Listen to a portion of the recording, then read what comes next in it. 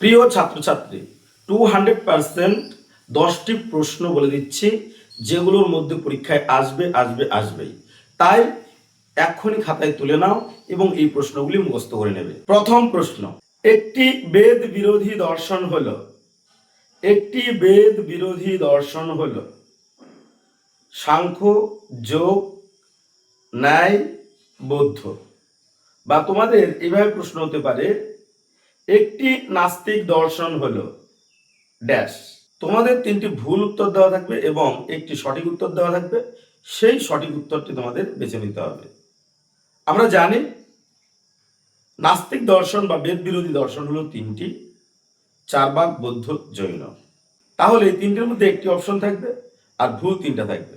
তো আবারও বলছি, একটি নাস্তিক দর্শন হলো অপশন সাংখ্য, যোগ, ন্যায়, বৈশেষিক, বৌদ্ধ। তো এখানে অ্যান্সার হবে তাহলে কি? বৌদ্ধ। ক্লিয়ার? পরবর্তী প্রশ্ন, নিম্নলিখিত কোনটি বেদের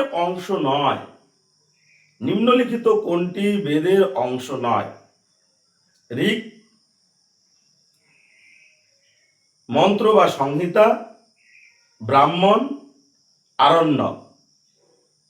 পরবর্তী প্রশ্ন, পৃথিবীর সর্বপ্রাচীন গ্রন্থ বা সাহিত্য কোনটি? অপশন ঋক, সাম, যজুর, অথর্ব। ভারতীয় দর্শনে পুরুষার্থ নয় কোনটি? ধর্ম, অর্থ, আত্মা, মোক্ষ। তোমাদের এখানে যেটা নয় পুরুষার্থ সেটা বের করতে হবে।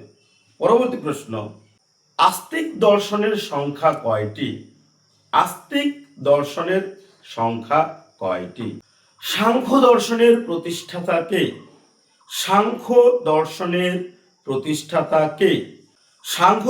প্রতিষ্ঠাতা হলেন মহর্ষি কপিল। ভারতীয় দর্শনে যথার্থ জ্ঞানের বিষয়কে কি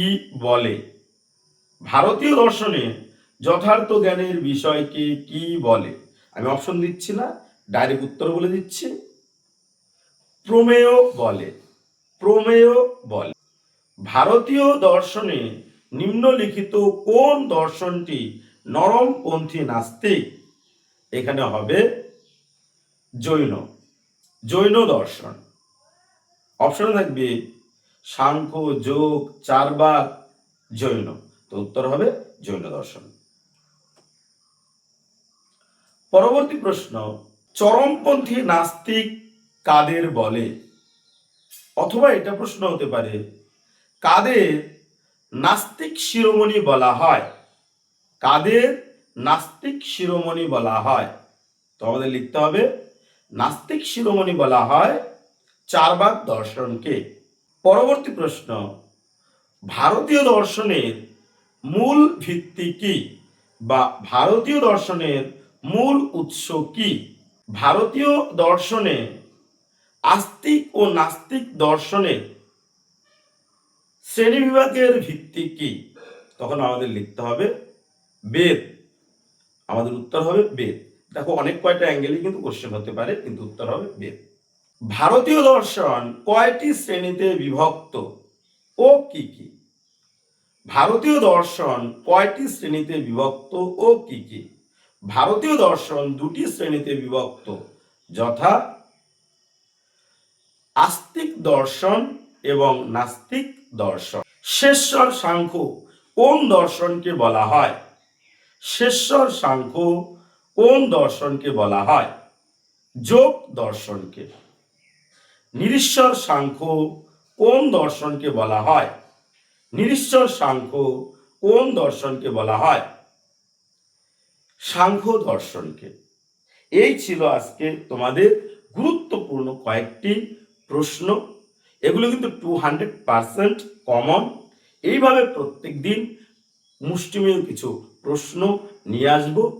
আর তোমরা তাই এই চ্যানেলটিকে সাবস্ক্রাইব করে এবং ফেসবুক পেজে হলে অবশ্যই ফলো দিয়ে রাখবে, আর প্রচুর বন্ধু বান্ধবীদের মধ্যে শেয়ার করবে, যত শেয়ার করবে তত আমি বেশি বেশি কমন প্রশ্ন তোমাদের দেব। তাই এখনই এই চ্যানেলটিকে সাবস্ক্রাইব করে রাখো এবং বেল আইকনে ক্লিক করে অল করে রাখো এবং বন্ধুদের মধ্যে শেয়ার করে দাও। অসংখ্য ধন্যবাদ। পরবর্তী ভিডিওর জন্য ওয়েলকাম।